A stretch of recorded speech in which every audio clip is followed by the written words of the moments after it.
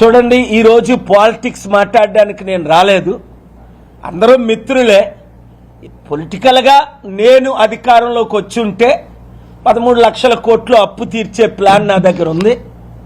100 కంపెనీలు తీసుకొచ్చి 1000 ఉద్యోగాలు ఇస్తే 1,00,000 ఉద్యోగాలు. వీరు 5 సంవత్సరాల్లో కూడా 1,00,000 ఉద్యోగాలు ఇవ్వలేకపోయారు. ఏ గవర్నమెంట్ అయినా, అది కేసీఆర్ గవర్నమెంటా, మోదీ గవర్నమెంటా, ఇక్కడున్న 2 పార్టీల కూటమిలో జాయిన్ అవ్వాల్సిన లేదు. చంద్రబాబు నాయుడు గారు నాకు ఎంత మిత్రులో శిష్యులో 22 సార్లు ఆయన కొరకు ప్రేయర్ చేశాను, నెత్తి మీద చేసి. పొలిటికల్గా డిఫరెన్సెస్ ఉన్నాయి, అవి పక్కన పెడదాం. ఇప్పుడు రాష్ట్రం నాశనం అయిపోతుంది. నేను ఎలక్షన్ అయిన సంవత్సరం అన్నాను, మీరు చూస్తారు. నా మద్దతు తీసుకోకపోతే కంపెనీలు రావు, ఇన్వెస్ట్మెంట్స్ రావు. పోలవరంకి ఏమిచ్చారు గవర్నమెంట్? చంద్రబాబు నాయుడు గారికి నేను ఏం చెప్పాను జూన్ 4ని?